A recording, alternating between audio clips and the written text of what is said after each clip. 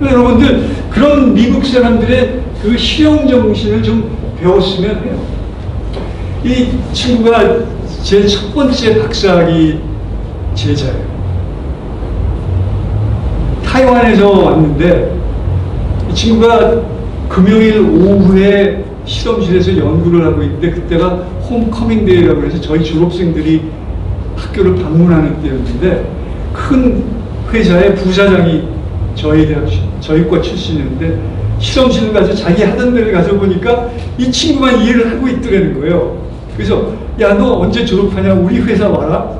그래가지고 그냥 뭐 직장 고민 없이 취직이 그냥 된 거예요. 그래서 갔더니 보니까 자기는 커튼 뒤에서 그냥 열심히 일해주는 거고 앞에서 쇼를 하는 사람들은 다 백인이더라는 거예요. 그래서 야, 이거 내가 박사학위까지 했는데 이거 안 되겠다 그래가지고 PNG라고 그래가지고 한국 학생들이 가장 일하기를 원하는 외국 회사 일이라고 그러더라고요. 여기에 들어갔어요. 근데 이 친구가 그 박사학위 논문을 쓰는데 그 미생물 관련되는 연구를 했었거든요. 근데 저도 잘 모르고 그래가지고 제가 야, 너 그 타이완 학생 중에 좀 미생물학과 이런 데 가서 좀 그 배워가지고 기술 배워가지고 와서 실험해라 그랬더니 이 친구가 가서 그 타이완 여학생을 만나가지고 이제 그 실험 도움을 받았는데 결국 같은 경우는 그 결혼했어요, 둘이. 그러니까 이 친구는 3년 동안 제가 연구비 따다가 준 걸로 박사학위 받고 그 연구 과제 가지고 하다가 제가 야, 너 가서 좀 도움 좀 받아 그래가지고 또 했더니 자기 짝까지 찾았어요. 근데 이 친구가 작년에 갔더니 그 퇴직을 했대요. 그래서 야, 너 아직 60세도 안 됐잖아. 그랬더니 그 아버님이 편찮으셔가지고 그 돌봐줄 사람이 없어서 자기가 이제 가서 돌봐드리려고 그래서 이제 그 퇴직 신청을 했대요. 그런데 3개월 정도를 같이 일을 해야지 이제 그 사람하고 인수인계가 되나 봐요. 근데 3개월 되는 게 일주일 전에 아버님이 돌아가셨더라고요. 근데 일단 이제 그 퇴직이 됐으니까 그래가지고 이제 뭐를 할까 그러고 있는데 이제 저하고 얘기를 하다가 야, 너 책을 써봐라 그러면 그랬더니 책을 쓴 게 뭐냐면 국제 기업 중에 그 장수할 수 있는 장수 비결에 대해서 책을 쓴 거예요. 왜냐하면 이 P&G라는 회사는요 거의 200년 가까이 된 미국에서 가장 오래된 회사 중에 하나인 거예요. 이 친구가 거기서 하면서 이제 그 터득한 거를 책으로 쓴 거예요. 그러니까 이 둘이 다 박사학위 있고 둘이 다 P&G에서 일을 하는데 둘 다 매니저가 된 거예요. 근데 돈을 얼마나 받았는지요? 아들하고 딸이 있는데 아들은 버클리 대학에서 졸업하고 딸은 뉴욕에 있는 무슨 아트 이런 데가 거의 10만 불 된다고 그러요. 1년에 돈 드는 게요. 근데 거기서 사진 전공을 한다는 거예요. 근데 작년에는 허름한 차를 가지고 나왔었는데 요번에 보니까 BMW를 샀어요. 이야, 그래서 저 기분 좋다 그랬죠. 저는 맨날 현대차나 기아차 타고 있는데 제자는 BMW를 딱 타고 나오는 거예요. 근데 제자가 잘 되니까 기분은 정말로 좋더라고요. 그래서 그런 게 인생인 것 같아요. 여러분들, 그러니까 고생을 하다가도 보면 나중에 조바심을 가지면 안 돼요. 왜냐하면 여러분들이 70살까지 잘 나가다가 갑자기 망하는 수도 있는 거예요. 그렇게 되면 어떻게 돼요? 그럼 그 삶은 불행한 거예요. 그러니까 자기가 죽을 때까지 정말로 열심히 일을 하고 어떤 보람된 일을 해가지고 죽을 때, 아, 나 정말 열심히 잘 살았다. 이렇게 죽는 게 사실은 제일 행복한 삶이 되는 거예요. 그거는 돈이라는 거는 이병철 씨나 정경 씨도 돈을 가져올 수가 없잖아요. 누가 그러더라고요.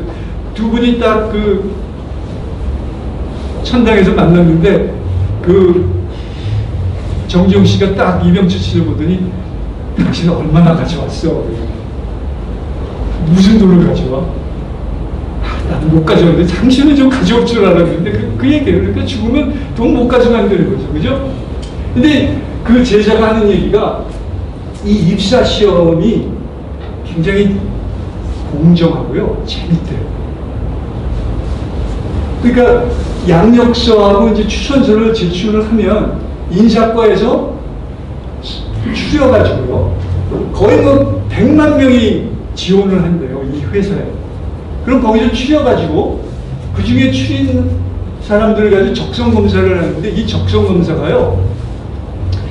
여러 개의 문항을 빠른 시간에 하기 때문에 내가 좌파인데 우파같이 아니면 반자본주의인데 자본주의같이 속일 수가 없대요. 네? 그러니까 이 회사는 뭐냐면 반자본주의나 어떤 그 회사에 해를 끼칠 그런 생각을 가진 사람들을 찾아내는 그 기술을요 200년 동안 터득을 한 거예요. 네?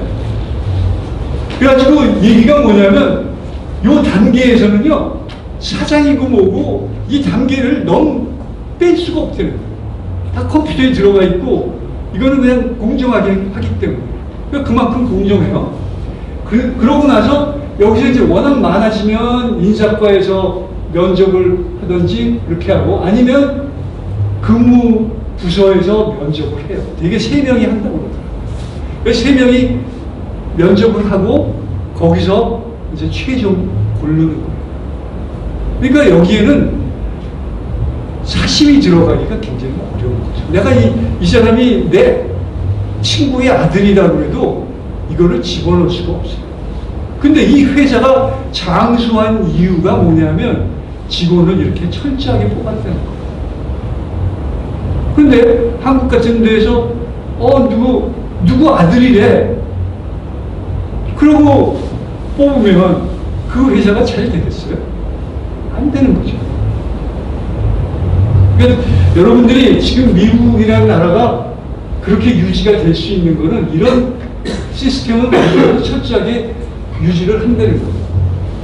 그래서 잘 사는 국가에서는요 경쟁을 시켜가지고 안 되면 다 자르고 최고의 사람을 뽑는데 못 사는 국가는 클랜이라고 자기끼리끼리 씨족이라는 씨족같이 그래 너 우리 편이야 그런 사람들만 뽑는 거예요. 그러니까 어떻게 되냐면 여기는 양력이고 뭐고 없이 그냥 블라인드 채용하자고 그러잖아요. 이것처럼 무책임한 게 없죠. 그럼 서울대 학생들 열심히 일했는데 블라인드 채용한다고 해서 양력서에 서울대라는 게 안 들어가 버리면 여러분들 왜 서울대 가요? 네?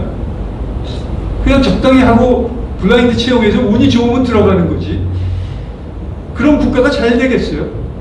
그러니까 그런 나쁜 국가로 만드는 방법들만 지금 계속 쓰고 있으니까 결국은 망할 수밖에 없다는 거예요. 잘 사는 국가는 정말 치열한 경쟁 속에 되는 거고 못 사는 국가나 망하는 국가는 끼리끼리 너 누구 아들이야? 그래 뽑는 거죠. 이거 얼마나 미국이라는 데는요 제가 85년에 갔으니까 이제 35년째 살고 있는데 거기 있는 학생들이나 기성세대나 만나서 보면요 이거 자신의 노력과 능력에 의해 운명을 바꿀 수 있다는 생각을 가지고 있어요. 그리고 저는 놀란 게 뭐냐면 미국 사람들이 저보다 한 10살쯤 많은 사람들 있잖아요. 그런 사람들을 보고 그 사람들의 과거 얘기를 하면 깜짝 놀라는 게 뭐냐면요 저는 미국이라는 항상 잘 산다고 생각을 했는데 보면 그 당시는요 정말 못 살았어요. 어떤 제 며느리는요 어머님이 고아였어요. 다 부모님이 돌아가시고 그리고 보면 형제들이 이렇게 있는데 지금 85인 분인데 건설사 차장 하시다가 이제 그만두신 분인데 그분을 제가 이제 가끔 모셔가지고 여기저기 다니고 그래요. 근데 그분이 하는 얘기가 형제가 8명이 있는데 자기는 어떻게 그냥 나이가 제일 많아가지고 꾸역꾸역 해서 자기는 대학을 간대요. 그리고 그분이 1958년에 한국에 와서 이 댐 공사를 할 수 있는 가능성을 보기 위해서 1년 동안 여기 체류를 했대요. 근데 그 밑에 동생들은요, 대학을 못 갔대요. 그런데도 어떻게 해서 그 회사 운영하는 사람도 있고, 어떤 분은 목사님 되는 분도 있고. 그러니까 참 이렇게 보면 미국이라는 나라도 절대 잘 살았다는 건 아니에요. 그러니까 그런 상황에서도 정말 이런 신념을 가지고 살다 보니까 미국이 잘 자고 지금 초강대국이 된 거지, 이게 하루아침에 그냥 뭐 이렇게 된 건 아니라는 겁니다. 그 다음에 구글 지도를 보면요, 재밌는 게 백인하고 아시아하고 블랙이 있는데 아시아인들의 퍼센티지가요 계속 올라가고 있어요. 그러니까 거의 한 3%에서 40% 가까이 돼요.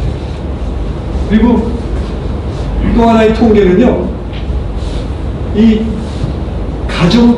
가정별 수입원인데 아시아계 미국인이요 백인 가정보다 더 수입이 높아요. 왜 그렇게 했어요? 치열하게 사는 거죠. 치열하게. 백인들은요 뭐 돈 생기고 그러면 여행 가고 뭐 그렇잖아요. 네? 근데 백인들은 자식들을 위해서 그냥 돈을 계속 아껴서 쓰는 거예요. 그러니까 제가 한국 교수분을 알고 있었는데 그분이 퇴직하고서 얼마 안 있다 돌아가셨어요.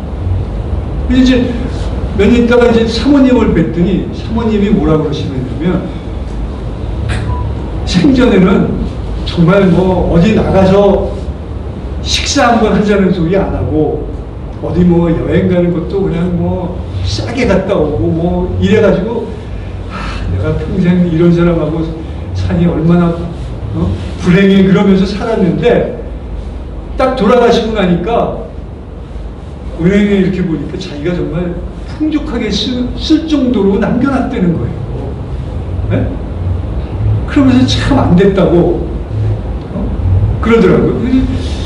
그래서 제가 그랬어요. 사모님, 사실은 그 교수님이 불행하다고 생각하고 돌아가시질 않고 정말 나는 내가 할 일 다 하고 죽었다라고 생각을 하셨을 테니까 너무 속상하지 말라고 그랬어요. 왜냐하면 아니 자기 부인을 남기고 죽는데 돈이 없다고 생각을 해봐요. 그럼 부인이 어떻게 살아요? 그러면 죽을 때 편하게 죽겠어요? 안 그렇잖아요. 그래서 제가 그랬어요. 그분은 정말 행복하게 내가 비록 암에 걸려서 죽지만 그래도 내 부인하고 식구는 풍족하게 살 만큼 해놨다. 그러고 편안하게 돌아가셨을 거니까 너무 걱정하지 말고. 그러니까 여러분들이 삶을 사는 게 정말 책임감이 있어야 되는 거예요. 사회에서. 우리가 그런 책임감이 없이 그냥 세금 멋대로 걷고 세금 걷다 보니까 이제 기업이 안 되니까 세금 들어올 때가 어디예요? 재산세 올리는 거죠. 그러니까 여러분들 재산세 폭탄 맞아가지고 지금 난리잖아요. 그 돈 갖다 어때요? 대학원생들이나 대학생들 아르바이트비, 뭐 60세 된 분들 용돈 같이 이렇게 풀어주는 거 하고 있는 거예요. 얼마나 나쁜 짓 하는 거예요, 이거. 미국이라는 나라가 보면은요, 산업화라는 게 굉장히 변화가 심해요. 1970년대 GM이 60만 명 이상 고용을 했었는데, 현재는 10만 명 정도밖에 고용. 그만큼 자동차 산업이 변화가 있고, 그러므로 해서 1990년 이후에 인플레 포함해서 18% 임금이 감소했어요. 그 사이에 한국은 어때요? 거의 100% 임금이 올라간 거예요. 그러니까 지금 자동차 그 제조회사 이런 데에서 근무하는 거 보면 한국 근로자나 미국 근로자나 사실 연봉이 똑같아요. 근데 그 사람들은 일을 진짜로 세게 해요. 8시간, 8시간 스마트폰 쓸 시간은 그냥 8시간 하거든요. 근데 한국은 어때요? 일하는 둥 마는 둥 뭐 그렇게 한다고 그러더라고요. 그죠? 그러니 한국이 경쟁이 되겠어요? 그 다음에 또 하나는 8%만 연금을 지내고요. 지금 GM이 굉장히 힘들어하는 게 연금이 많아가지고 차를 팔면 뭐 1,800불인가는 연금으로 줘야 된다는 거예요. 그러니 경쟁이 되겠어요? 오늘 그래서 거의 9만 불 가까이 받던 그 GM 회사 직원들이 있었는데 지금은 어떻게 되느냐면 이 영스타운이라는 그 오하이오 지역에 있는데 38,000원. 그러니까 실질적으로 미국 사람들이요 갑자기 생활 수준이 절반으로 하락을 한 거예요. 미국이 이런 상황이라는 거예요. 그리고 공장들이요 자동차 생산 공장들이 지금 다 이 폐쇄되고 있어요. 그래가지고 GM에서 살려내라는 거예요. 계속 데모하고 있는 거죠.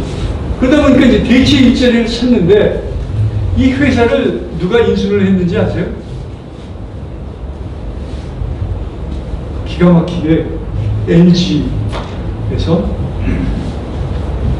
이 회사를 인수를 해가지고 배터리 회사 공장을 지금 만들고 있어요. 그러니까 여러분 생각을 해보세요. 이거를 한국에 지으면 일자리 생기잖아요. 그죠? 근데 왜 이 LG에서 미국에다 해요? 여러 가지가 있어요. 그러니까 앞으로는요 청년들한테 일자리가 이런 식으로 나가면 일자리가 있을 수가 없어요. 그럼 어떻게 되느냐? 여러분들 미국이나 해외로 나가는 수밖에 없어요. 그러니까 아일랜드에서 감자 기근 나가지고 인구의 절반이 이주를 했거든요. 미국으로. 한국도 못 살게 되면 어떻게 돼야 돼요? 여러분들이 이주해야 되는 거예요. 그리고 아이리시처럼 정말 치열하게 경쟁을 해가지고 살아남아가지고요. 미국의 인구의 10%가 되면 되는 거예요. 네? 그러니까 꼭 한국에 살 필요 없어요. 이제는. 그래서 이런 배터리 공장 하는 거죠. 근데 시간당 얼마냐면 15불에 17불에 있는 거예요. 평균 임금인가요? 네? 평균 임금인가요? 시간당 평균 임금이 15에 10. 예, 평균 임금이죠. 네. 그러니까 그 공장에서 일하는 사람들 평균이 그렇고요. 근데 이 현대나 기아차가 정말 대단한 게요. 설계를 보면 엄청나게 잘하고 이 모양도 참 이쁜 것 같아요. 그래가지고 2020년 올해죠. 그 올해의 SUV가 된 거예요. 기아차가. 저도 지금 기아의 그 소렌토가 타고 있거든요. 그러니까 소렌토가 미국에서 그 제일 좋은 SUV예요. 제가 그래서 저 입사한테 미국에서 제일 좋은 평가가 좋은 거니까 이거 사야 돼 그러면서 샀는데 요새 보면 절대 이제 한국차 사면 안 된다고. 한국차 사면 나 볼 생각 말으라고. 세계에서 가장 자동화율이 높은 국가가 어딘 것 같아요? 한국, 일본, 영국, 독일, 미국. 여러분들 다 해보세요. 정말 어머니는요 너무너무 현명하신 것 같아요. 일본이에요. 일본. 왜 그런지 아세요? 왜 그런지 아세요? 노조가 이게 힘이 너무 세니까 자동화를 시킬 수밖에 없는 거예요. 그러면 일자리는 어떻게 돼요? 점점 줄어드는 거죠. 그러니까 누구 때문에 일자리가 없어지냐? 노동조합 때문에 그런 거예요. 그러니까 노동조합이 이성적으로 하면 되는데 아니 임금을 계속 이렇게 올리는 경우가 어디 있어요? 제가요 지금 32년 동안 재직한 중에 연봉이요 삭감된 경우가 4번인가 있었어요. 그리고 어떤 때는요 2주 동안 학교를 못 나오게 해요. 그리고 2주 동안 월급을 안 줘요. 네? 그런데 한국이라는 데는 경기라는 게 오르락내리락 하는데 무조건 올라가니까 지금은 결국은 실질적으로 한국의 임금이요, 미국보다 높은 그런 직종들이 너무너무 많은 거예요. 이 책이요, 아시아의 힘이라는 책이 있는데, 번역한 건데요. 제가 이 책을 원본을 읽었더니 번역된 게 있더라고요. 그 책에 보면 일본하고 한국하고 타이완이 왜 경제적으로 성공을 했느냐에 대한 비교를 얘기했어요. 그러고서 이제 그 다음에 차이나가 이걸 붙어서 했다, 이렇게 얘기가 되어 있고요. 첫 번째가 뭐냐면 한국이나 이런 일본이나 이런 데는요, 토지 계열을 해가지고 개인들한테 다 나눠줬다는 거예요. 그러니까 개인이 이건 내 땅이다 그러니까 생산성이 어떻게 돼요? 올라가잖아요. 그렇게 함으로써 잉여 생산 능력이 생기게 되니까 그 다음에 이제 제조업을 육성을 하는 거죠. 그러니까 농업 육성이 안 되고 제조업을 하게 되면 성공하는 경우가 없다는 거예요. 그래서 제조업을 육성을 하고 여기에 기업가 정신을 살리고 수출을 하는 거죠. 그러니까 이거를 일본이 했고 그거를 한국이 같이 한 거예요. 그 다음에는 정부가요, 기업 육성을 하는 데다가 투자를 한 거예요. 그러니까 건물이나 이런 걸 짓는 게 아니라 공장을 지어서 하는데 이걸 수출을 한다 그러면 거기에 기업을 육성을 해서 이 세 박자가 맞은 국가들만 성공을 했다는 거예요. 근데 그거의 사례가 어디냐면 일본하고 한국하고 타이완.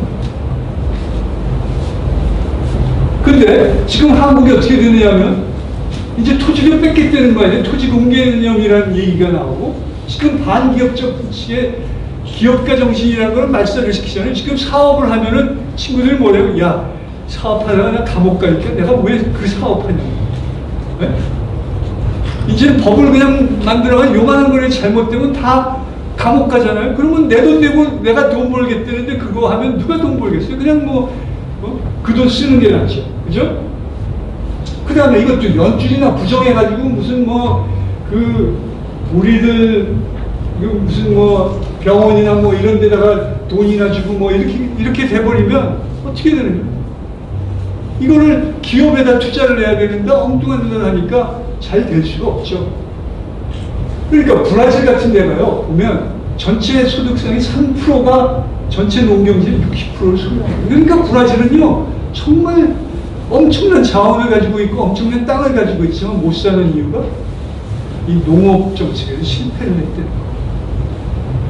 그러니까 이승만 박사가 사실은요, 엄청나게 이거를 계획을 잘한 거죠.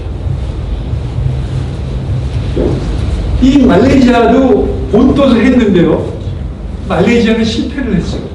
왜 그랬느냐 하면요, 이 투자하는 은행의 그 투자 금액이 있잖아요. 그거를 공장에다가 돈을 빌려줘야 되는데 수출을 할 수 있게 이거를 돈 벌기 쉽게 이런 그 큰 건물 짓는 데다가 투자를 하니까 바로 들어오는 거는 많은데 국가 전체로 봐서는 어때요? 생산할 수가 없잖아요. 뭔가 수출을 해야 되는데 그래가지고 말레이시아는 실패를 한 거예요. 아셨죠? 그러니까 좌파들은 이승만 박정희 대통령의 업적을 굉장히 폄훼를 하면서 아무나 다 해도 지금까지 잘 살 수 있다고 그러는데 좌파 사고로는 이 세 가지를 이룰 수가 없는 거예요. 이게 바로 이 책에 나온 겁니다.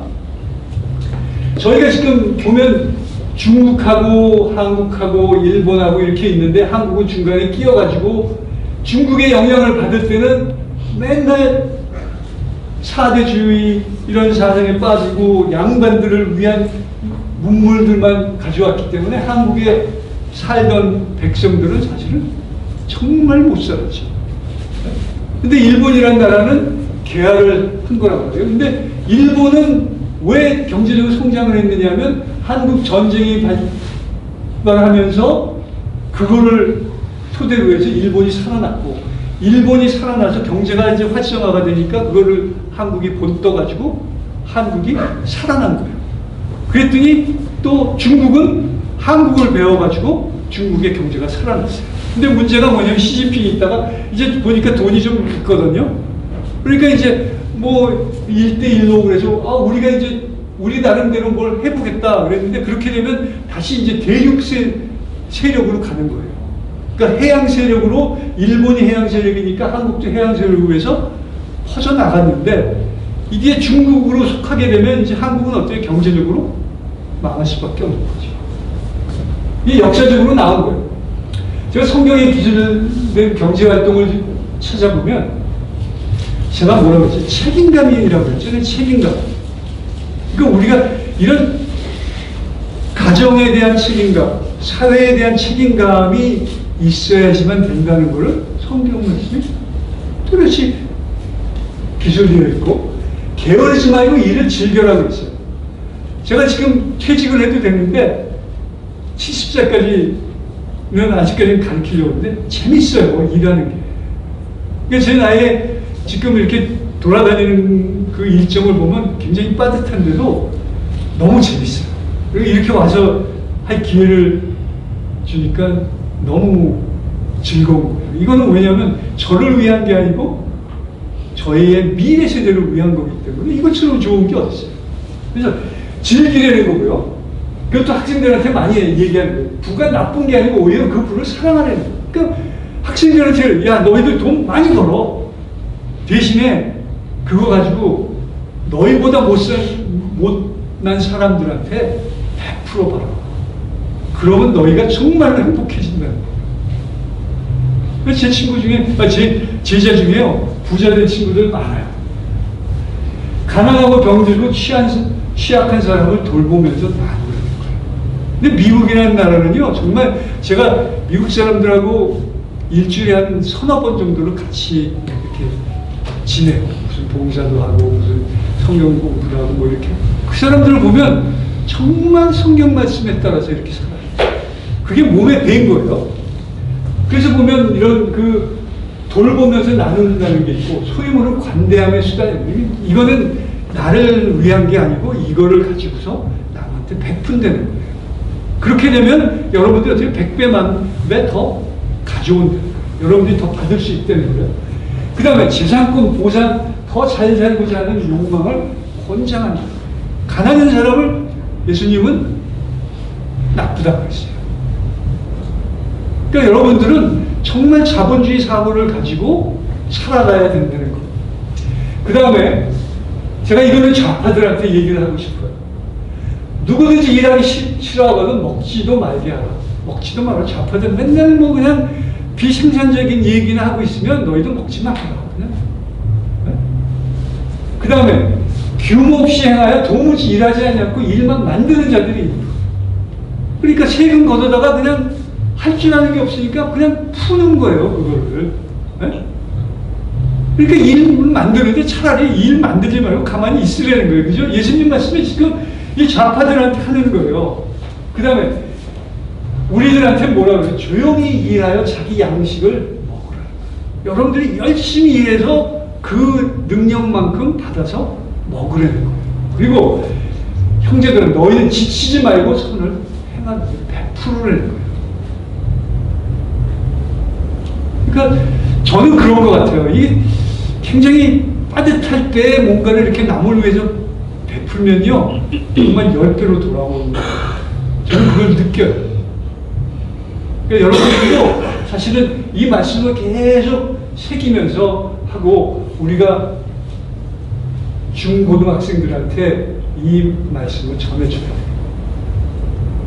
그렇게 되면 미국같이 정말 우리의 삶은 우리가 개척해서 살 수 있다라는 그런 의지가 있으면 부모가요 집 안 물려줘도 잘 살 수 있어요. 근데 이런 정신력을 가르쳐주지 않으면 할 수가 없는 거예요. 그리고 꿈을 가지는 거예요. 꿈을 그리고 구체화하라고 그랬는데 이 박정희 대통령이 고속도로 건설하기 전에 스케치를 한 거예요. 그러니까 이거를 머릿속에서 그리는 거예요. 아, 나는 이런 거를 이 땅에 만들고 싶어. 그러니까 300억이라는 말도 안 되는 예산을 가지고 고속도로를 건설한다는 생각을 한 거예요. 그 돈으로 하는데 도저히 건설이 안 되거든요. 어떻게 그 돈으로 건설했는지 알아요? 고속도로를 보면 이게 두께가 있거든요. 정해진 두께가 있는데 그거를 사실은 줄였어요. 그러니까 오래 가지는 않죠. 그러니까 계속 완공하면서 계속 보수를 했는데 안 하는 것보다는 하여튼 한 거래요. 그러니까 그 결정력이라는 게 정말 절묘한 거예요. 그러니까 좌파들이 생각할 때는 아무것도 아닌 것 같지만, 콜럼버스의 달걀처럼 아무것도 아닌 것 같지만, 그런 생각을 한다는 거는 정말 그거는 천재가 아니면 할 수가 없는 거예요. 그리고 그거는 천재라기보다 의지인 거예요. 내가 이 땅에 이런 도로를 짓고 이렇게 해서 공장을 세워서 이 나라를 잘 살게 하겠다라는 그런 의지가 있기 때문에 그런 생각이 나오는 거지. 그렇지 않으면 그게 나오겠어요. 그래서 여러분들, 제가 책을 하나 고백했는데 이 책은요, 그 신경외과 교수가 쓴 책인데, 작년 5월에 제가 그 베이징에 일이 있어서 갔다가 일찍 깨가지고 3시서부터 이 책을 마지막 편을 읽고 마지막 장 딱 읽고서 눈물을 쫙 흘렸어요. 무슨 얘기냐면요, 이 사람은 자기 아버지가 알코올 중독이고 엄마도 병자고, 그래서 자기 소원이 이사 안 가는 아파트에서 사는 게 소원이었어요. 왜냐하면 돈을 안 내면 그 아파트에서 쫓겨나면 또 다른 아파트 가야 되고. 네? 그랬는데 이 사람이 이 매직 상점에 들어가가지고 거기에 있는 그 주인의 어머니가 이 사람한테 꿈을 가지고 그거를 계속 머릿속에서 그리는 그 능력을 2주 동안에 키워준 거예요. 그래서 그걸 가지고 대학을 들어갔는데 이제 의사가 되고 싶었는데, 그게 왜 그러냐면 고등학교 때 자기 친구 아버지가 보니까 의사인데 너무나 좋더라고요. 그래서 의사를 하고 싶다. 근데 대학교 때 성적이 2.8인가 밖에 안 돼가지고 학점이 도저히 이거는 원서를 내도 받아주지를 않더라는 거예요. 그래서 아니, 나는 이러이러 한데 난 정말로 의사 되고 싶다. 면접이라도 봐달라. 그래가지고 봐서 들어갔어요. 근데 지금 스탠포드에서 교수를 하고 있어요. 의과대학 교수예요. 그래서 이분이 쓴 거를 보면, 야, 정말 이 인간의 의지라는 것이 얼마나 강렬한지, 그리고 그거를 머릿속에 계속 그리면 그것이 그대로 이루어지는구나. 그 성경 말씀이 있잖아요, 여러분들. 그거를 그리면 이루어지는 거거든요. 이루어지게 하느니라 그래요. 그 말씀이 여기에 그대로 실천이 되는 게 눈에 보이더라고요. 이제 제가 한 30개 국가를 다니면서 느낀 거를 여러분들한테 간략하게 말씀드리고 이제 끝내겠습니다. 세계에서 가장 살기 좋은 도시에 대해서 말씀을 드리는데요. 평가 항목을 보면 안전성, 그러니까 제가 동경을 가서 밤에 이렇게 막 돌아다녀도 전혀 불안한 게 없어요. 그죠? 근데 어떤 국가를 가면 참 불안할 때가 많아요. 그 안정성하고 양질의 인프라, 이거는 철도나 이런 건데, 제가 볼 때 동경에 있는 그 지하철하고 철도보다 한국이 훨씬 좋은 것 같아요. 왜냐하면 한국에서는 이거 카드 하나가지고 다 쓸 수 있는데 거기는 너무 복잡하더라고요. 그 다음에 주택의 경제성인데, 한국같이 지금 집값이 올라가 버리면 이거는 어떻게 돼요? 살기 좋은 도시가 될 수가 없는 거죠. 이건 누가 만들었죠? 여러분들 다 아시죠? 네? 일반 사람들이, 학생들이 도저히 주택을 가질 수 없게 만든 그런 사람들이 누군지를 아실 거예요. 그다음에 경제 및 자연환경 요인, 의료보험, 교육, 문화시설, 이런 거를 이제 다 평가를 한 거예요. 5개의 매체에서 한 거를 보면 대개가 쥬리하고 비엔나예요. 스위스하고 오스트리아가 대부분인데, 그 국가에 있는 도시들에 대해서 이제 잠깐 말씀을 드리면, 결론이 제가 느끼고는 이 50개 살기 좋은 도시를 보면 다 하천하고 호수가 있거나 항구가 있어요. 그 이유는 뭐냐면요. 일단은 환경이 쾌적하고 이런 하천이나 호수는 운정하기 편한 거예요. 항구도 그렇고요. 이러다 보니까 경제가 활성화가 되고 그렇게 되면 어떻게 돼요? 일자리가 생기는 거예요. 근데 여러분들 생각을 해보세요. 환경이 너무너무 아름다워요. 근데 일자리가 없으면 어때요? 그게 천당이에요? 너무 아름다운데 즐길 수가 없는 거예요. 먹고 살 수가 없으니까. 그거는 지옥인 거죠. 정말 그거는 지옥보다 더한 거죠. 눈에는 아름다운 게 보이는데 자기가 그걸 할 수가 없는 거예요. 그런 데가 어딘지 알아요? 하와이가 요새 물가가 너무 많이 오르고 거기에 있는 그 플랜테이션이나 농장이나 이런 게 지금 다 빠져나가 버려가지고 인건비 비싸죠. 집값 비싸죠. 그러니까 본토에서 이렇게 하와이로 날씨 좋아서 갔다가 지금 다 빠져나오고 있어요. 그리고 거기 있는 사람들은요, 주 40시간이 아니라 60시간, 70시간을 일해야 겨우겨우 먹고 사는 거예요. 그 다음에 명물 볼거리라고 그래가지고, 이게 세느강이죠. 바지선 있고, 이게 그러니까 그 운하죠, 운하. 세느강은 운하예요.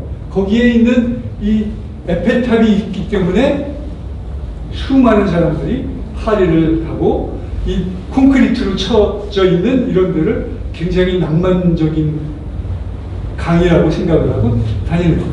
근데 이 모파상이라는 사람은 이 그 에펠탑을 아주 싫어해가지고요. 에펠탑이 안 보이는 데가 어디냐면 이 3층에 있는 그 식당이었어요. 그래서 모파상이 맨날 이 3층에 올라가서 거기서 이제 글 쓰고 그러면서 있었는데 사실은 그 전경이나 좋으니까 즐긴 거죠. 근데 이 사람이 한 얘기가 뭐냐면 삶이 늘 아름답지는 않지만 그래도 살만한 가치가 있다. 그러니까 무슨 얘기냐면 아무리 힘들어도 목숨을 내놓으면 안 된다. 돼지가 돼도 어때요? 살아있는 돼지가 좋은 거지 죽어 있으면 안 된다. 그러니까 정말 이 여인의 일생에 나오는 얘기를 들어보면 정말 그 비참한 그런 게 있지만 그래도 그 과정에서도 뭔가 즐거움을 찾을 수가 있다는 거예요. 그 다음에 이제 환경 지적 가능성에서 독일에 있는 미넨 같은 경우는요, 조그마한 낙차가 있으면 다 수역 발전을 해요. 그리고 이쪽에는 이제 비엔나 세계에서 가장 살기 좋은 도시에 있는 그 수역 발전소고요. 쥬리 같은 경우는 섬이 이 호수가 있는데 여름에 가서 보면 정말로 아름다운데 이제 겨울 되면 뭐 바람 불고 그래서 조금 힘들죠. 근데 스위스 사람들이 행복도가 제일 높은 이유가 제가 우스갯소리로 초콜릿 그 많이 먹는 1인당 먹는 걸 보면 스위스가 제일 많거든요. 그러니까 초콜릿 많이 먹으면 뭐 이 엔돌핀인가 뭐 이런 게 많이 나와가지고 즐겁다는 거 아니에요. 그래서 그 스위스 초콜릿이 유명하고요. 비엔나는 그 겨울에 가서 보면 그냥 이래요. 뭐 평범한 것 같고 이게 제일 번화한 도시인데 그렇고요. 이게 지금 이제 새로 만든 강을요, 이 사람들은 하나를 더 만들었어요. 강이 있는데 그 옆에 또 강을 만들어 가지고요. 강 2개를 쓰고 있어요. 이쪽은 이제 새로 만든 강인데 여기는 거의 평상시는 놀이터가 되고 그 홍수가 나면 여기를 이제 터가지고 물을 흐르게 해서 빨리 물이 빠져나가게. 이 다뉴브 강을 보면요, 굉장히 지금 그 습지잖아요. 이런 습지가 있는데 여기에 이제 도시가 들어서면서 홍수가 나기 시작했고 그거를 갖다가 이 변천에서 보면 홍수가 나니까 이제 직선화를 시킨 거죠. 그럼 습지가 이제 점점 없어지기 시작해가지고요. 75년에 이렇게 되고 1938년에는 습지가 거의 없어졌죠. 그러니까 거의 한 80% 정도의 습지가 사라졌어요.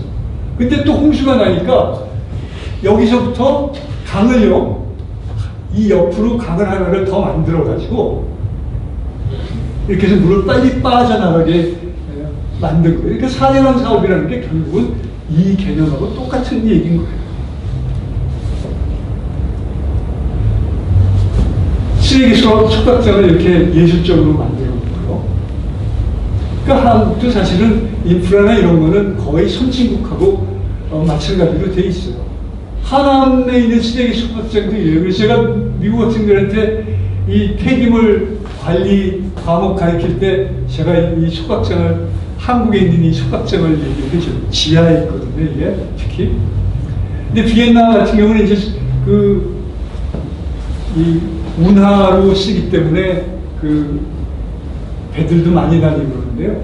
비엔나에서 45km 떨어진 데에 원자력 발전소가 있어요. 건설을 했어요. 근데 1970년대에는 반원전 운동을 많이 해가지고 이 원자력 발전소를 완공을 하고도 못 썼어요. 반대가 심해가지고.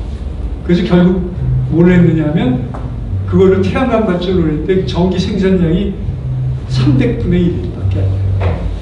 3만 분의 1밖에 안 돼서 결국은 석탄 화력 발전소를 짓고 또 비엔나 근교에다가 천연 가스 발전소를 짓고. 그러니까 지금 한국이 어떠냐면 지금 가스 발전소를 엄청나게 짓고 있잖아요.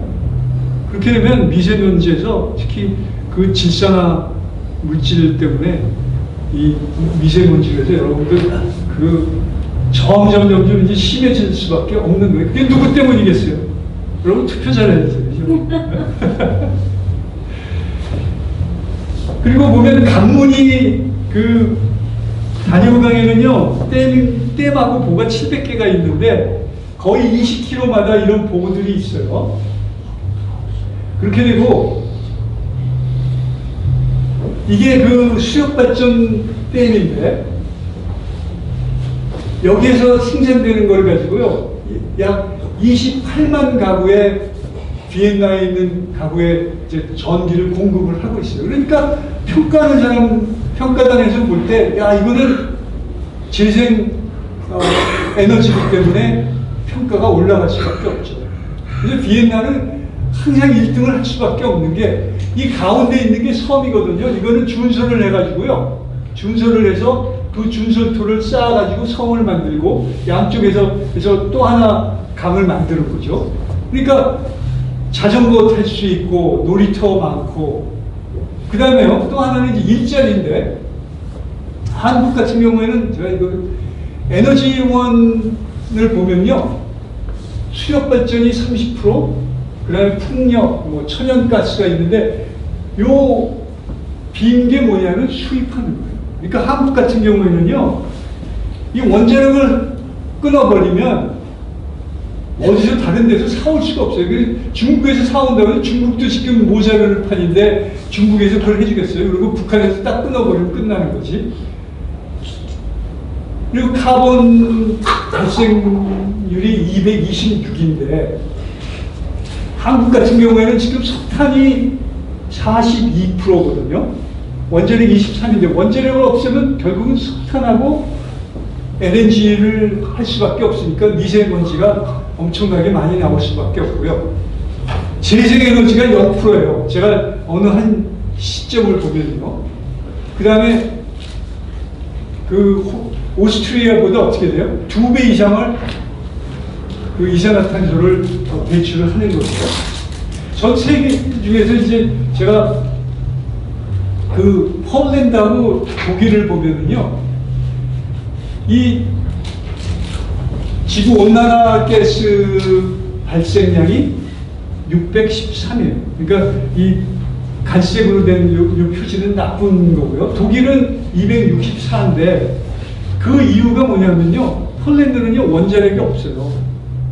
그러니까 이산화탄소를 배출을 많이 하죠. 독일 같은 경우에는 16%인데 이것도 이제 한 18년에 다 닿게 되면 폴란드하고 똑같은 게 되는 거죠.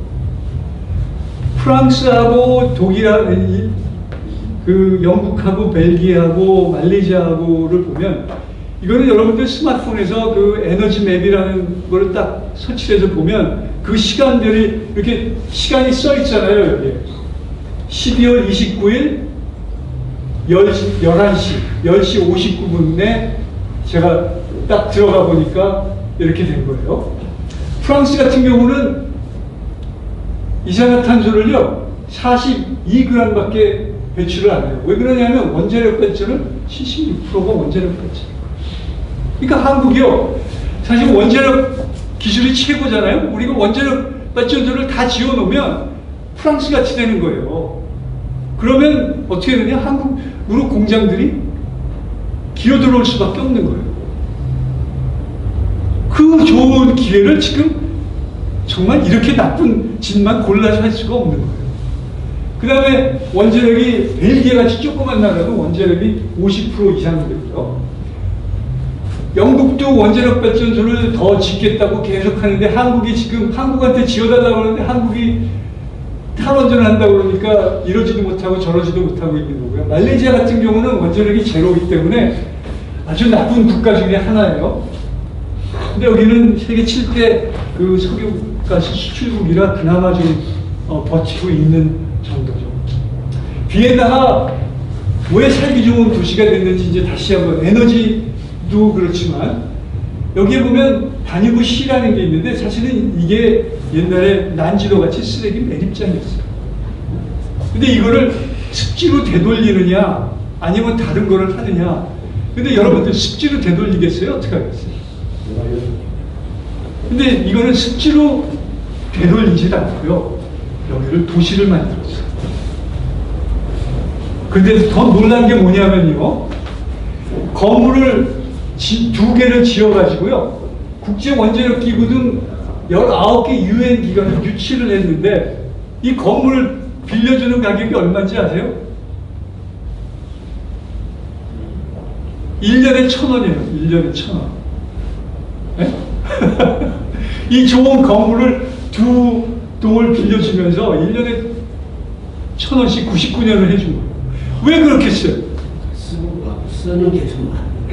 그렇죠. 일자리 만들어주는 거 아니에요.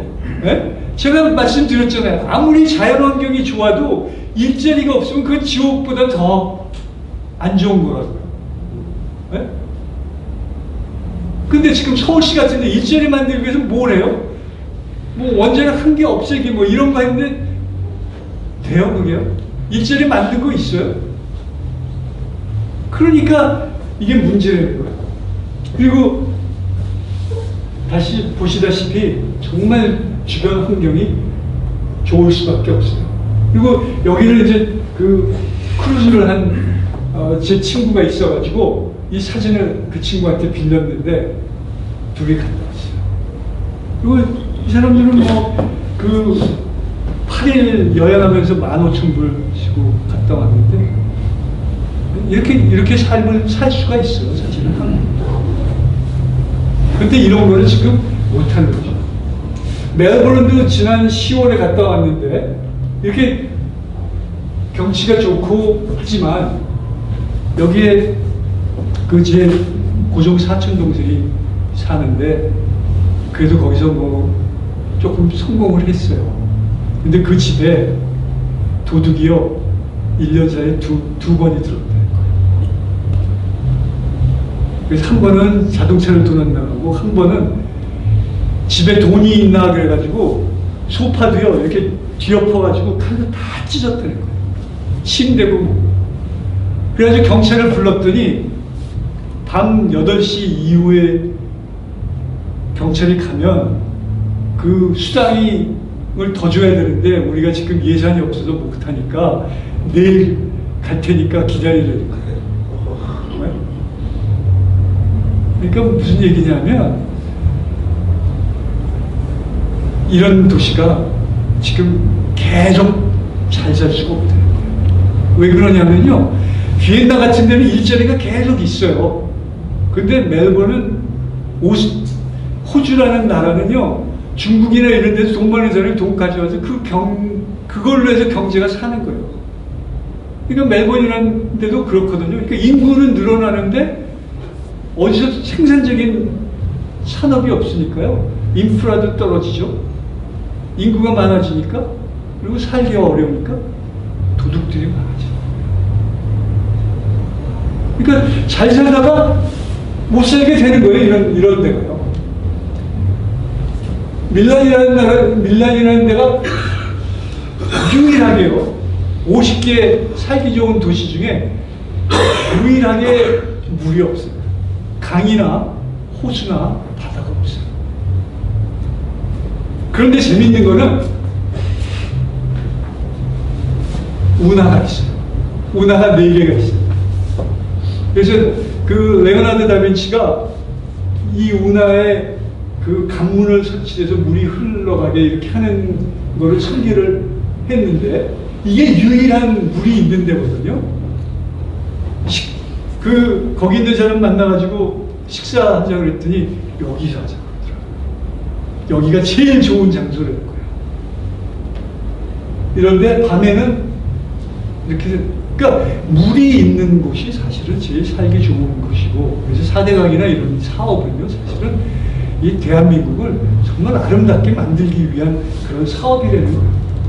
그리고 물이 이제 4개의 그 운하가 합쳐져가지고 이런 그 물이 고인대가 되니까 이런 데서 이제 아파트 짓고 이렇게 사는 거지. 그 다음에요, 제가 지난주에 동경 갔다 왔다고 그랬잖아요. 이거를 보고서 제가 느낀 게, 왜 이 동경이라는 나라가, 동경이라는 도시가 전 세계 도시 중에 GDP가 1위냐.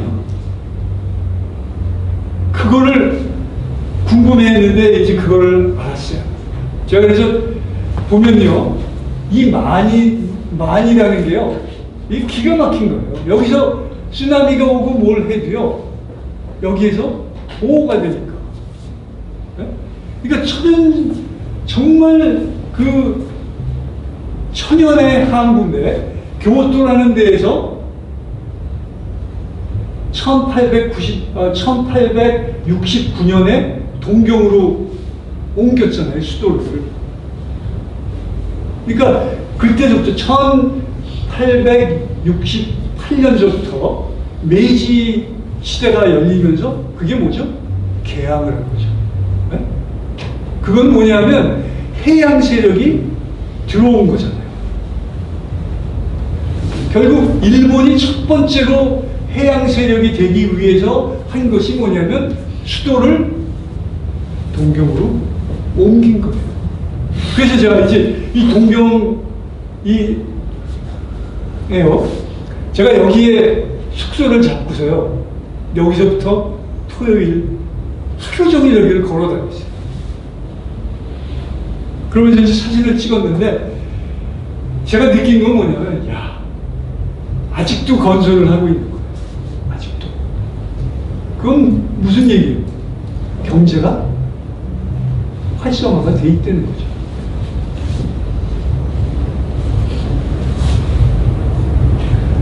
그래서 여기를 보면, 여기는 못 가봤는데 여기 녹색 공간이 있어가지고 보니까 이게 골프장인 거예요.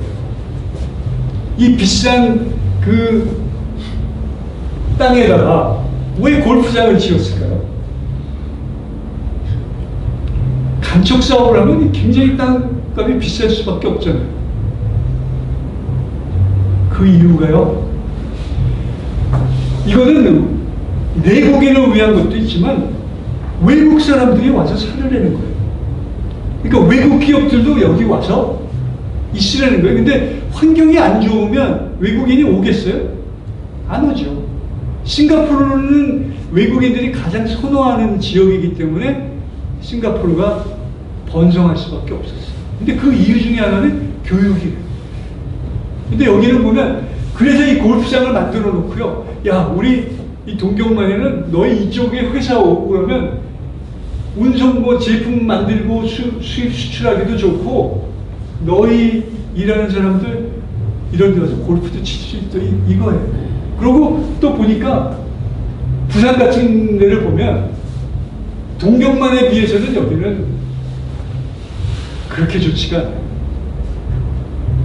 그런데 부산이 그래도 세계 5위 할 때까지 있었어요. 지금도 세계 그 컨테이너로는 5위거든요. 근데 이거를 저는 그런 생각이 들었어요. 이 부산 가서 보면 교통이 안 좋거든요. 그래서 저 산 같은 거 좀 완전히 까고 이 낙동강을 이용을 해가지고 여기에다가 항을 만들어 놨으면 그러면 부산도 엄청난 항구가 됐을 거다. 그 다음에 서울도 마찬가지인 거예요. 유럽에서 가장 큰 로테르담 그 도시 같은 데도 항구인데 서울같이 안으로 20km 들어와 있거든요. 그러니까 이런 거를 우리가 배워서 해야지 무슨 환경보호니 뭐니 이런 거 하고 있으면 못 살 수밖에 없어요. 그래서 제가 머문 호텔 있는 곳인데 이런 게 있고, 이거는 뭐냐면 쓰나미나 뭐가 오게 되면 내륙으로 물이 넘치는 거를 방지하기 위해서 이런 거를 만들어 놓은 거고요. 이게 지금 신축 아파트예요. 신축 아파트예요. 아직 입주도 안 하는. 그러니까 이런 식으로 해놓고 바로 그 옆에 골프장이랑 이런 거 만들어 놓은 거예요. 그리고 외국인들이 와서 자전거 타고 이렇게 돌아다니고, 이 뒤에는 수산시장이더라고요, 보니까. 그리고 바지점도 다니고, 이게 모든 것이, 그러니까 일본인들이 개항을 하면서요, 이 내륙까지 다 수로를 파가지고 그걸 운하를 만들어 놓은 거예요. 그리고 한국에도 운하를 만들어 놓은 게 일본인들이 운하 만들었었잖아요. 근데 요새는 한국에는 이제 운하가 하나도 없죠. 이거는 이제 전철을 타고 가면서 사이사이에 건물 그 가운데를 보면 다 저렇게 하역 시설이 있고 이런 게 다 공장들이 있는 거죠. 네? 그러니까 왜 동경이 세계 1위의 GDP를 달성하는 도시인지 그 이유가 여기에 보이더라고요. 근데 과연 좌파들이 시장이 되고 대통령이 돼서 이러한 식으로 국가를 바꿨느냐? 냉정하게 생각을 해요. 그러면 우리 청년들의 미래는 어떻게 되겠어요?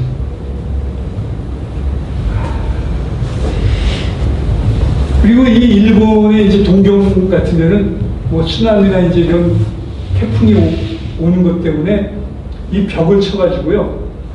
이 물이 넘치면 여기는 이제 다 뭐 물에 잠기는 거죠.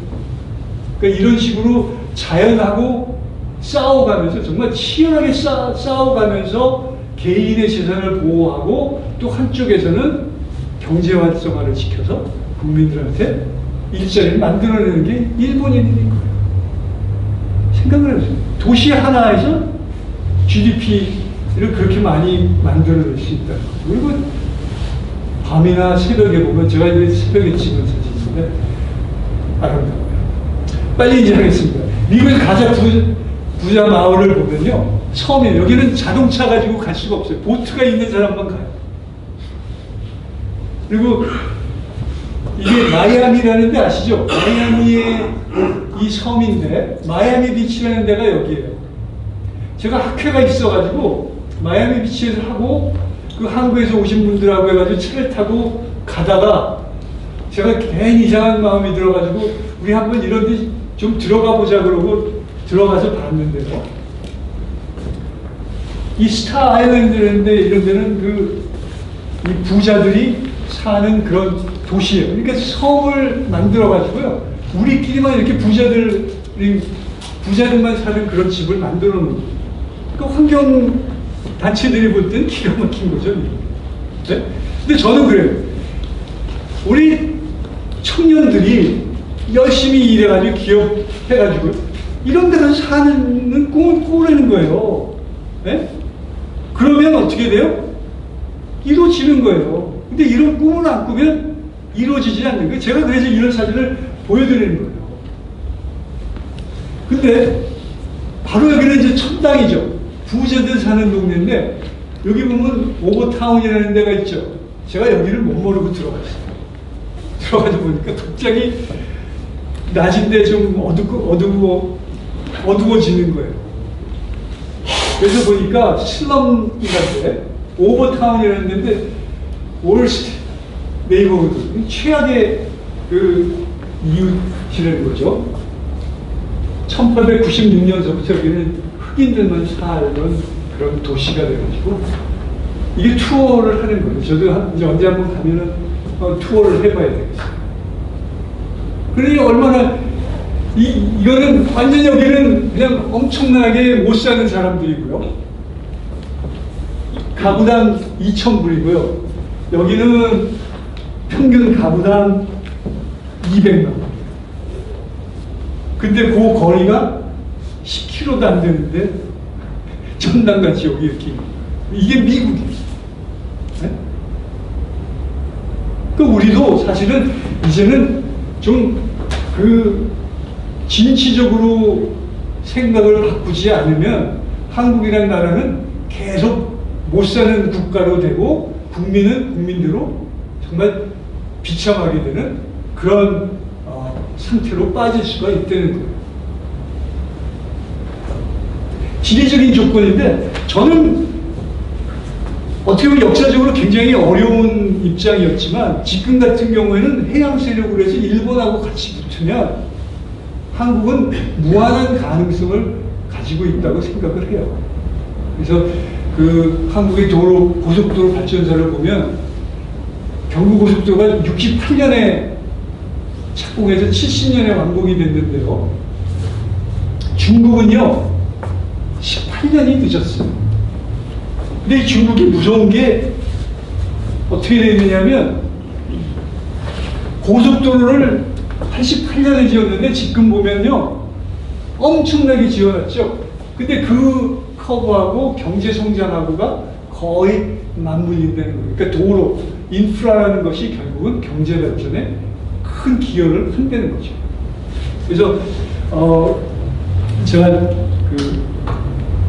조금 길어졌는데 우리가 중국을 무서워해야 돼요. 왜냐하면 그 중국이라는 나라는 지금 인프라가요 엄청나게 잘 돼 있어요.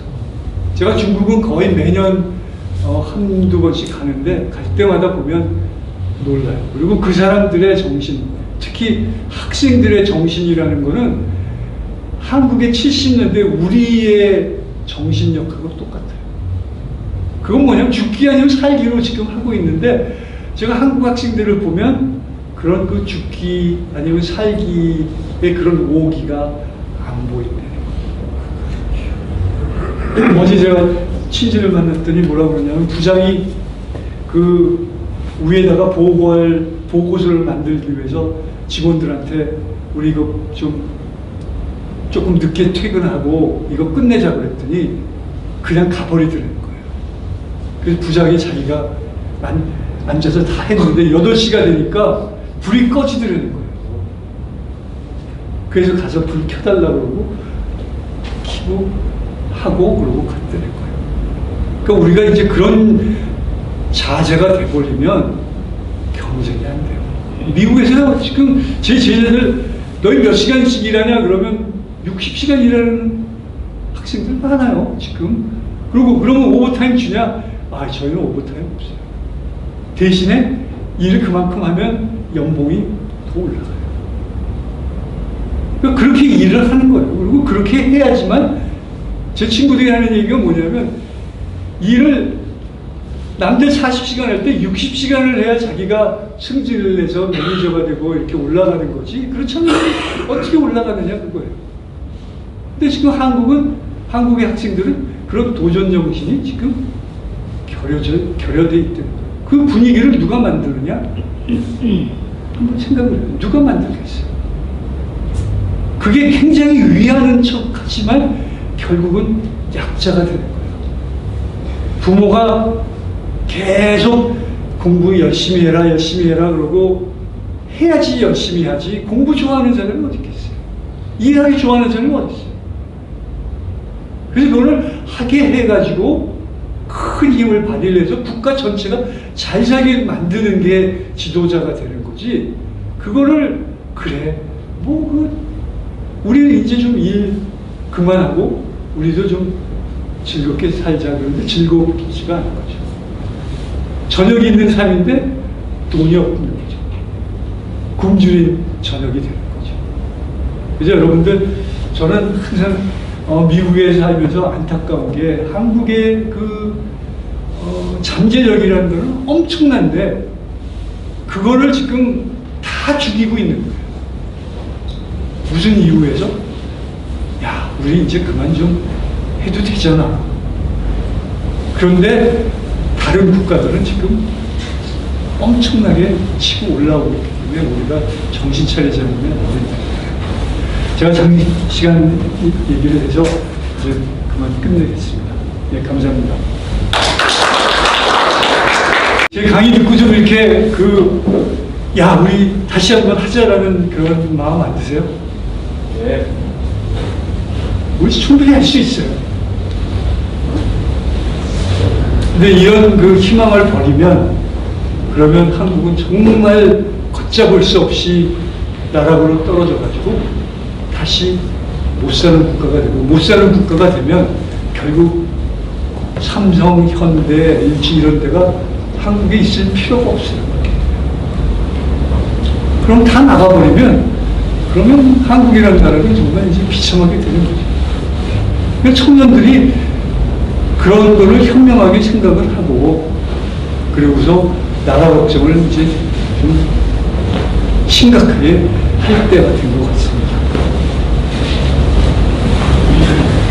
네, 지금 이렇게 문재인 정부 들어와서 나서 이제 2년쯤 되면서, 사실 젊은 친구들도 이제는 좀 많이 바뀐 것 같습니다. 특히나 이제 서울대 분위기는 정말 많이 바뀌었어요. 탄핵 사태에 대한 평가나 뭐 이런 것들은 여전히 약간, 박근혜는 잘못했다 뭐 이런 분위기가 아직도 존재하는 것도 사실이지만 탄핵 사태에 대해서도 이게 좀 문제가 많이 있었다라고 이렇게 이해하는 친구들이 좀 많아졌고 또 그 이슈와는 별도로 또한 문재인 정권이 지금 나라 망치고 있다. 그리고 이렇게 가면 안 된다라는 그런 인식 자체가 이렇게 서울대생들에게 또 이게 많이 퍼져 있습니다. 어떻게 보면 이게 지난 2년 동안 문재인 대통령의 공로인 것 같아요. 참 안타깝지만 그래도 이것이 대한민국 국민들 특히나 이렇게 젊은 세대가 깨어나는 계기가 되기를 진심으로 바라는데 그럼 우리가 앞으로 어떤 나라를 만들어야 하는가에 있어서 오늘 박정환 교수님께서 또 아주 좋은 인사이트를 그동안의 경험을 통해서 이렇게 주신 것 같습니다. 우선 너무 훌륭한 강의 큰 박수 부탁드립니다. 그러니까 기업이요, 살아남기 위해서 노동조합에 의존을 하다가 보면 기인에 맞춰서 생산품을 납품을 할 수가 없는 거예요. 그러니까 자동화를 할 수 있는 데는 다 자동화를 시키는 거예요. 일자리가 없어지는 거예요. 그러니까 일자리가 없어지는 거예요. 일본도 지금 로봇이 되게 많이 하고 있잖아요. 네. 그래서 우리 사모님이 예. 그게 일본이었나 1번이었나 예. 일본은 아니에요. 네. 일본은 어떻게 보면요, 굉장히 하던 거를 계속 하는 그런 기질이 있어가지고 대대는 거예요. 제가 게이샤라는 거 아시죠? 게이샤를 훈련하는 그런 가문이요, 15대째 하는 가문이 있어요. 그래서 그런 사람들은요, 모든 거를 다 수동으로 해요. 제가 가서 보니까 옛날부터 해왔던 게 수동이면 그걸 계속 지키는 거예요. 그러니까 한국보다는 그래서 자동화가 조금 늦은 것 같아요. 근데 산업 로봇이나 로봇 개발은 일본이 굉장히 앞서. 일본이 로봇 개발한 거를 한국이 수입해다가 하는 거지 한국에서 개발해서 하는 게 아니에요. 예? 그게 문제라는 거예요. 하긴 맥주 공장에 견학을 갔는데요. 예. 그 넓은 공장 안에 네. 사람 딱 2명이더라고요. 예, 예. 그러니까 맥주 바로부터 시작해가지고 완성해가지고 담아서 출고되는 데까지 예. 처음에 한 명, 끝에 한 명. 예. 꼭 감독관으로 지키고 서 있고 전자동이더라고요. 예. 그래서 세상에 우리나라에서 제일 크다는 맥주 공장이 예. 두 사람한테 관리감독을 맡기고 있어. 너무 깜짝 놀랐거든요. 근데 그 이유가 뭐냐면요, 노조도 있지만 이 사람이라는 게 뭐 감기 든다고 안 오고 그러면 그 생산에 차질이 생기잖아요. 근데 로봇은 뭐 감기 걸릴 일이 없고 휴일 걱정 없고 그러니까 다 로봇 가지고 자동화 시키는 거예요. 그러니까 인간이 부지런하지 않으면 이제 그런 자리들은 다 사라지는 거예요. 그러니까 지금 상당히 심각합니다. 일자리라는 게 제가 학생들한테 무슨 얘기를 하냐면 내가 가리키는 게 10년 뒤에 없을 수도 있다. 그러니까 내가 가리키는 거는 이거를 10년 뒤에 써먹으라고 하는 게 아니라 10년 될 때까지 너희가 이거를 잘 활용을 해가지고 그 다음에 새로운 거를 할 수 있는 그런 능력을 키워주는 거란 거예요. 그러니까 강자나 현명하고 머리 좋은 사람들이 살아남는 게 아니고 변화에 빨리 적응하는 사람들이 앞으로 살아남는다는 거예요. 근데 우리 교육은 그렇지가 않으니까 지금 문제가 되는 거죠. 안녕하세요. 이건혁입니다. 네. 강연 잘 들었습니다. 워낙 많은 부분을 말씀해 주셔가지고 다 말씀드리고 싶지만 아무래도 전공이 이 도시공학, 환경공학 뭐 이런 분야 하시니까 거기에 관련된 질문을 드리자면 이제 일본 동경에 대해서 이제 좀 예를 좀 드신 경우가 있으니까 일본 경우에는 이제 질문을 드리고 싶은 게 요즘에 한국에서 이슈화가 되고 있는 게 용적률을 풀어야 된다. 네. 랜드마크 하이 무슨 고층 빌딩 올릴 수 있도록 지어야 된다.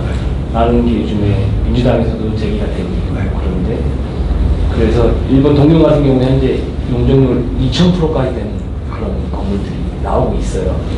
그런 차원에서 대한민국의 그 서울 중심지의 용적률 상향에 대한 그런 거에 대해서는 어떤 입장을 갖고 계신지 궁금합니다. 저는요, 그거는 남이 돈 버는 게 배가 아파서 막는다고 생각을 해요. 그러니까 재개발을 하면 지금 집값이 막 올라가고 있잖아요. 아파트 값이. 근데 그거는 오래된 집이고 그러니까 들어가기 싫으니까 안 들어가니까 좋은 데만 찾다 보니까 그런 데만 올라가는 거잖아요. 그럼 그런 데를 풀어서 짓게 새로 부시고 새로 짓게 하면 되는데 그렇게 되면 이 사람들이 돈을 버니까 이게 배가 아파가지고 못하게 하니까 지금 허가를 안 내주는 거거든요. 근데 지금 한국같이 사실은 동경보다도 서울이 인구 밀도가 훨씬 높아요. 그러니까 당연히 고층 빌딩을 짓는 게 좋고 한국의 그나마 그래도 이 교통이나 이런 지하철이나 이런 것들이 아직까지는 괜찮은 것 같아요. 그래서 고밀도화를 해야지 돼요. 그리고 수도권 개발을 해야지만 그러니까 한국의 서울이 동경이나 뉴욕하고 경쟁을 해서 이길 수가 있는 거지. 계속 그냥 용적률이나 이런 옛날 거 가지고서 이렇게 따져가지고 개발을 안 하고 놔두면 서울은 계속 GDP가 떨어지고 일본은 2035년이 되면 뉴욕이 1위가 되고 동경이 2위가 된다고 그래가지고 그래서 동경에서 지금 부지런히 짓고 있는 거예요. 네? 그러니까 경쟁에서 이겨야 되는 거니까 당연히 해야죠. 그러니까 무슨 시장 그분이 해놓은 업적이 뭐냐 잘 생각해 보시면 그게 결국은 잃어버린 12년이 되는 거죠. 미국에서 오셨는데 그 트럼프 대통령 재선에 대해서 사실 네. 궁금해하시는 분들이 되게 많이 계신 것 같아요. 그 미국에서 이렇게 현지에서 이렇게 분위기를 좀 이렇게 나눠주시면은 도움이 많이 될 것 같습니다. 제가 분위기를 제 주변에 있는 사람들은 다 기독교인이고 거의 보수기 때문에 트럼프를 굉장히 지지를 많이 하는데 그 이외의 분들도 이렇게 만나면 트럼프 탄핵에 대해서 쓸데없는 짓 했다라는 얘기를 상당히 많이 들었어요. 그러니까 여론조사보다 제가 만나는 사람들이 민주당 지지하는 사람도 있었는데 잘못했다고 그런 얘기도 하고 재선은 아마도 큰 문제는 없을 것 같아요. 근데 거기에 뭐 북한을 이용하고 이런 거는 트럼프가 이번에는 안 할 것 같다는 생각이 들어요. 왜냐하면 워낙 지금 중국이나 이런 데하고 무역 마찰이나 이런 것도 상당히 좀 좋은 조건을 이렇게 끝을내고 있기 때문에 제가 볼 때는 트럼프가 계속 할 것 같고 그렇게 되면 북한도 계속 힘들어질 거고 그러면 언제 사실 북한이 무너질지는 모르겠어요.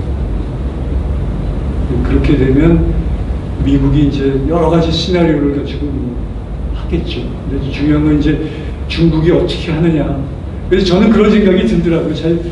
뭐 이 외교나 이런 건 잘 모르지만 그냥 공학적인 공학자로서 생각을 해보면 트럼프가 지금 중국을 못 살게 구는 이유는 북한이 무너질 때 중국이 들어가면 너 혼내주고 너 까불지 마, 너 이거 들어가면 너 죽을 거야. 그래서 약간의 협박을 하지 않나라는 생각도 들어요. 왜냐하면 중국이 들어가 버리면 미국으로 가서 북한 이 지역에 대해서 굉장히 힘들어지기 때문에 그걸 제일 신경 많이 쓸 것 같아요. 그러니까 중국이 북한을 절대 점령 못하게 하면서 북한이 무너지면 그때는 이제 뭐 그쪽에 정권을 세워서 시간 걸려서 뭐 어떻게 하든지 하겠죠. 근데 그건 제 전공이 아닌데 공학적으로 제가 생각을 해보니까 그렇게 되는 겁니다. 네, 오늘 늦은 시간까지 정말 훌륭한 강연 진행해 주신 박재관 교수님, 이게 만날 때마다 느끼는 거지만 이렇게 나라 사랑하는 마음이 정말 이렇게 태평양을 건너서 이렇게 전달이 되는 것 같아요. 4대강 사업하실 때도 이렇게 받으신 거 하나도 없이 사실 이렇게 나라를 위해서 이렇게 수고를 하셨는데, 이제 4대강 사업에서도에 대해서도 서울대생들 평가가 달라지고 있더라고요. 이게 뭐 그때는 뭐 22조 써가지고 뭐 이게 뭐 다 뒷돈 뭐 챙긴 거 아니냐 뭐 이런 얘기가 옛날에는 많이 났는데, 지금은 뭐 그 일자리 창출한다고 뭐 50조 쓰고 뭐 그 결과도 별로 없고 뭐 이런 일들이 뭐 비일비재하다 보니까 4대강 사업 정말 잘했다 이런 견해들이 학생들 사이에서 나오는 것 같습니다. 그동안 이게 마음고생도 참 많으셨을 텐데 거기에 대해서 이렇게 우리나라 국민들이, 특히나 청년들이 그 수고하신 것들을 이렇게 또 제대로 이렇게 평가를 받으실 날이 이제 또 조만간 또 오지 않을까 싶은데요. 오늘 훌륭한 강연 진행해 주시고 또 그 나라 위해서 이제 정말 사랑하는 마음으로 이렇게 열심히 수고해 주신 박재관 교수님 큰 박수 부탁드립니다.